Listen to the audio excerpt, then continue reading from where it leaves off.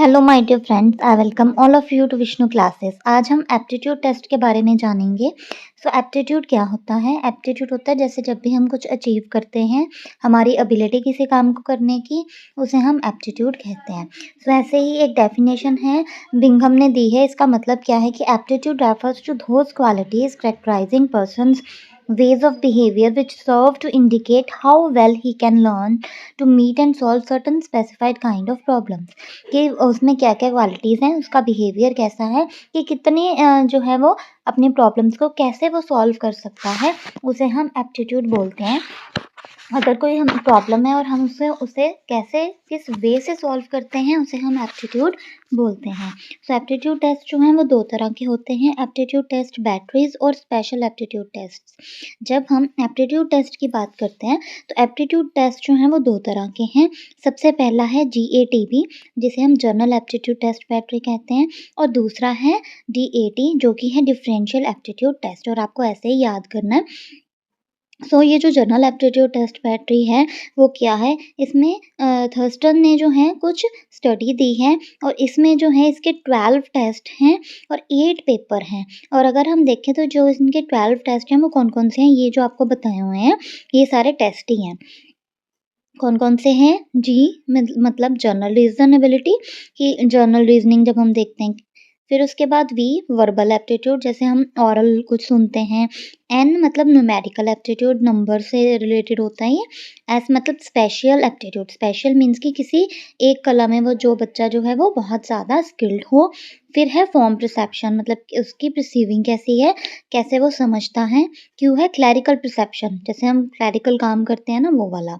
के है motor coordination, मतलब कि हमारा जो है हमारे फिंगर्स वगैरह में कितनी कोऑर्डिनेशन है, फिजिकल एक्टिविटी हम कितनी कर सकते हैं, है ना? वो के कोऑर्डिनेशन है, जिसे हम मोटर कोऑर्डिनेशन बोलते हैं। फिर उसके बाद है एफ। एफ क्या है? फिंगर डेक्स्टेरिटी, मतलब फिंगर से जैसे हम सारा काम कर जो हम सभी काम करते हैं।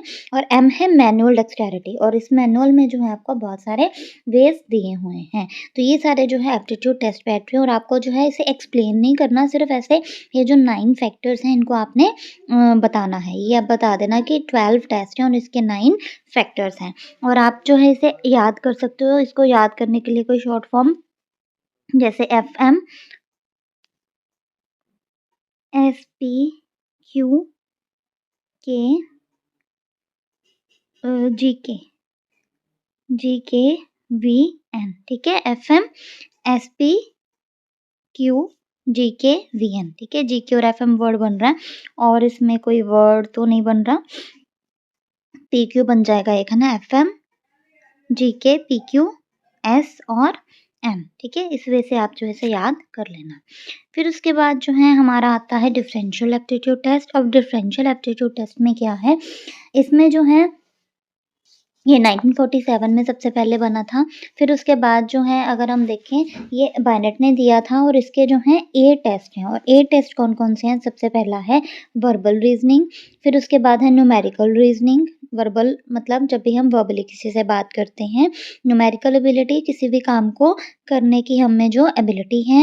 एब्स्ट्रैक्ट रीज़निंग, एब्स्ट्रैक्ट रीज़निंग क्या है कि जैसे हम जनरल रीज़निंग करते हैं ना, वो ही एब्स्ट्रैक्ट रीज़निंग भी होती है। मैकेनिकल रीज़निंग, जैसे आपने देखा होगा कई क्वेश्चन जो है टिपिकल लेवल के दिए होते हैं। कहा होता है कि ये जो है हायर होट्स या फिर हायर जो है थिंकिंग ऑर्डर वाले हैं, तो वो मैकेनिकल रीज़निंग होता है।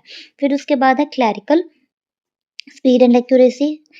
क्लैरिकल स्पीड मतलब कि जो भी हम काम कर रहे हैं क्लैरिकली उसको किस स्पीड से कर रहे हैं और हम कितना एक्यूरेटली कर रहे हैं। फिर उसके बाद है लैंग्वेज यूसेज, हम लैंग्वेज को कैसे यूज़ करते हैं। स्पेस रिलेशन लैंग्वेज, कि हमने कैसे स्पेस, कोई सेंटेंस बोल रहे हैं तो उसमें हम स्पेस दे रहे हैं कि नहीं दे रहे, है ना? फिर उसके बाद यूसेज, कि इसको हम कैसे यूज़ कर रहे हैं, ये सारा जो है एप्टीट्यूड टेस्ट बैटरीज हैं। फिर उसके बाद हैं स्पेशल एप्टीट्यूड टेस्ट, और ये जो स्पेशल एप्टीट्यूड टेस्ट हैं वो भी आगे जाके जो हैं टाइप्स के हैं, जैसे कि मैकेनिकल एप्टीट्यूड टेस्ट। अब ये मैकेनिकल एप्टीट्यूड टेस्ट जो हैं, इसमें आप कह सकते हो Minnesota mechanical assembly test, Minnesota special relation test, तो इस तरीके के टेस्ट हैं इसमें। लेकिन ये है क्या, इसमें एबिलिटीज़ देखी जाती हैं कि कौन-कौन से फैक्टर्स हैं इसमें, और इसमें मैनुअली सारे special perception, imagination, motor abilities, कैसे हम मसल की कोऑर्डिनेशन बना के रखते हैं, ये सारा जो है मैकेनिकल एप्टीट्यूड टेस्ट में आता है। फिर उसके बाद है प्रोफेशनल एप्टीट्यूड टेस्ट, है ना? वैसे इसमें ये भी आ जाएगा क्लैरिकल एप्टीट्यूड टेस्ट, तो क्लैरिकल एप्टीट्यूड भी इसमें आता है। क्लैरिकल जो है इसको हम 2 एंगल से देख सकते हैं कि क्या-क्या कैरेक्टरिस्टिक्स हैं जब हम क्लैरिकल वर्क करते हैं, और दूसरा ये आ जाएगा कि इंटेलिजेंस कितनी है और लैंग्वेज हम कैसी यूज़ कर रहे हैं, ठीक है? फिर उसके बाद जो है प्रोफेशनल एप्टीट्यूड टेस्ट में ही जो है क्लैरिकल टेस्ट था। जो प्रोफेशनल टेस्ट है वही, जैसे एक प्रोफेशन है ना क्लैरिकल, सो क्लैरिकल एप्टीट्यूड टेस्ट और म्यूज़िकल एप्टीट्यूड टेस्ट भी जो है इसमें आ जाएगा। म्यूज़िकल एप्टीट्यूड टेस्ट में क्या होता है, जैसे हम मेजर करते हैं कि वो उसके रिदम को कितना टाइम लिया, उसकी पिच कैसी थी, लाउडनेस, रिदम, है ना? तो वो सारा एप्टीट्यूड टेस्ट में आ जाता है, कौन से वाले? म्यूज़िकल एप्टीट्यूड टेस्ट में। फिर उसके बाद है आर्ट आर्ट वाला, ठीक है? आर्टिस्टिक एप्टीट्यूड टेस्ट, और इसमें जो है डिफरेंट यूज़ किए जाते हैं, जैसे कि आर्ट जजमेंट टेस्ट हो गया, होन आर्ट एप्टीट्यूड इन्वेंटरी हो गया। तो इसमें जो है डिफरेंट आर्ट्स देखी जाती हैं, बच्चों का टैलेंट देखा जाता है, उनको अपॉर्च्युनिटीज़ प्रोवाइड की जाती हैं।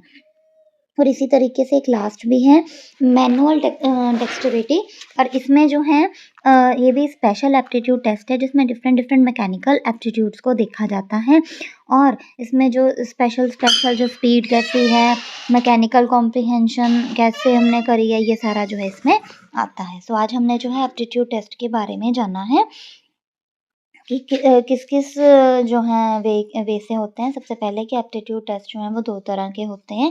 ये आप याद कर लेना, जो कि बहुत ज़्यादा ज़रूरी है। इसकी भी एक एक्रोनिम बना देते हैं। एएम, वीएन उसमें भी था ना, तो वीएन ऐसे ही एएम, सीएल, एसयू, है ना? तो इस तरीके से बन जाएगा। पहले तो एक बन जाएगा क्लास, जिसमें हम डबल एस नहीं डालेंगे, सिर्फ एक एस डालेंगे। इसको याद करने के लिए, ठीक है, याद रख लेना एम, एएम के लिए साथ में नीचे एम और वीएन, ठीक है?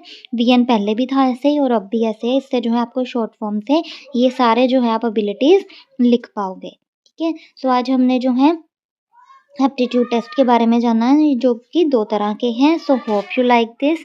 Please like, subscribe and share this channel for more and more videos. Thank you.